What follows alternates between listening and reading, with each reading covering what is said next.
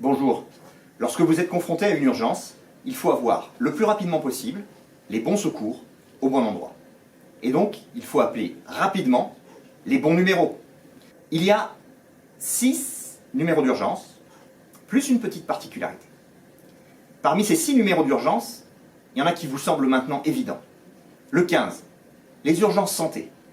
Lorsque vous êtes confronté à une urgence vitale, à un besoin de conseil médical, à éventuellement une permanence de soins, une demande de quel est le médecin de garde sur le secteur où vous vous trouvez, vous appelez le 15.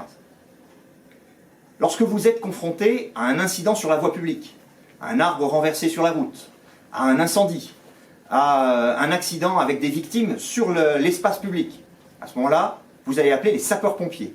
Le numéro, c'est le 18. Et puis, il y a un numéro d'urgence européen qui marche donc dans toute l'Europe, c'est le 112. Lorsque vous faites le 112, peu importe quel est l'opérateur le plus proche présent, votre appel sera acheminé vers l'un de ces 2 services d'urgence, soit le 15, soit le 18. C'est le préfet du département qui décide quel est le service gestionnaire du 112.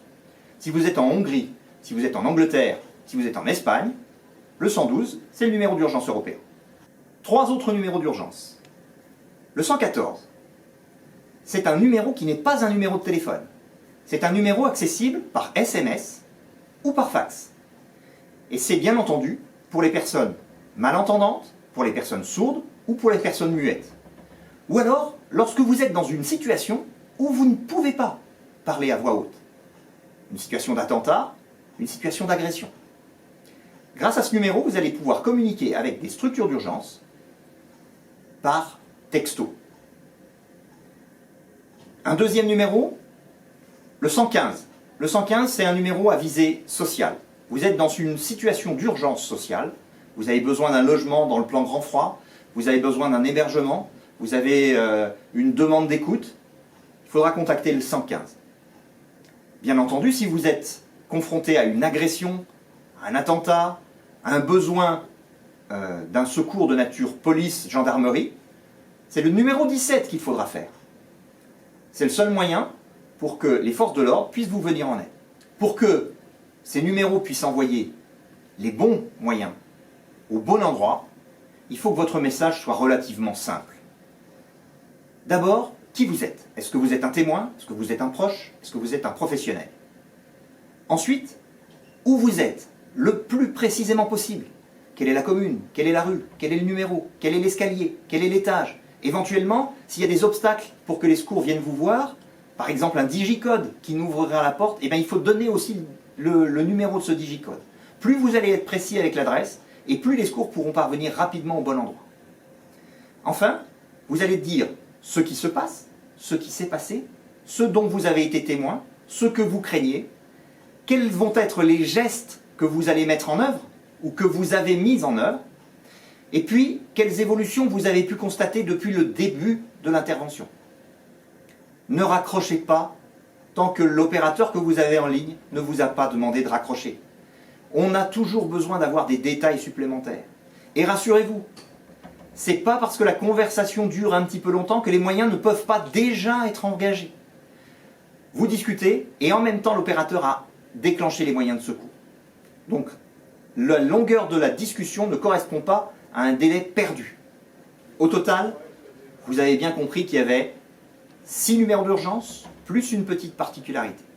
Ces 6 numéros d'urgence, c'est le 15, le numéro du SAMU pour les urgences de nature santé, le 17 pour des urgences de nature police-gendarmerie, le 18 pour des urgences secours avec les sapeurs-pompiers, et puis 3 autres numéros, le 114 si vous ne pouvez pas vous exprimer à voix haute, communication par fax ou par SMS, le 112 qui est le numéro d'urgence européen. Il n'est pas cité dans ces numéros le 115 qui est les urgences de nature sociale.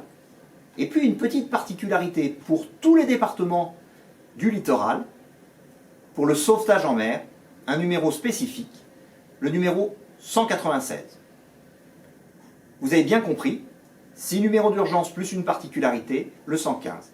Lorsque vous appelez le SAMU, un assistant de régulation médicale va décrocher votre appel et va créer un dossier informatique. Votre numéro de téléphone est enregistré de telle manière que si jamais il y a un incident technique, il puisse vous rappeler rapidement. Ensuite, il va vous interroger sur l'adresse de l'incident, de la manière la plus précise possible. Il va bien sûr noter le motif de votre appel, votre identité et celle de la victime. En cas d'urgence vitale, dès ce moment-là, il va déclencher les secours qui lui semblent adaptés et qui vont commencer à venir vers vous alors même que vous êtes toujours au téléphone. Dès que ces éléments rapides sont notés, l'assistant de régulation va vous mettre en relation avec le médecin régulateur. Avec le médecin régulateur, vous allez préciser tout ce qui se passe pour lui permettre d'évaluer quelles sont les bonnes mesures à prendre. Et ces bonnes mesures, ça peut aller de l'envoi à domicile d'une équipe de réanimation à de simples conseils pour essayer d'améliorer la situation. Bien entendu, en passant par l'envoi d'une équipe secouriste, soit des sapeurs-pompiers, soit des ambulanciers privés, ou alors à un médecin libéral d'une association de visite à domicile, ou alors la communication des coordonnées des médecins de garde sur le secteur de votre domicile. Après vous avoir demandé de raccrocher, le médecin régulateur va vérifier que les moyens préconisés disposent des bons renseignements. Il peut éventuellement renforcer les moyens initiaux en ajoutant des intervenants qui sont plus proches ou alors des spécialistes qui sont équipés différemment. Il peut alerter un moyen héliporté s'il pense pouvoir accélérer les transferts après l'intervention ou alors demander l'action des forces de l'ordre si jamais il y en a besoin. Votre appel fait l'objet d'un dossier soigneusement rempli et tous les échanges téléphoniques qui sont associés à votre appel vont être enregistrés et conservés, au même titre que tous les dossiers médicaux.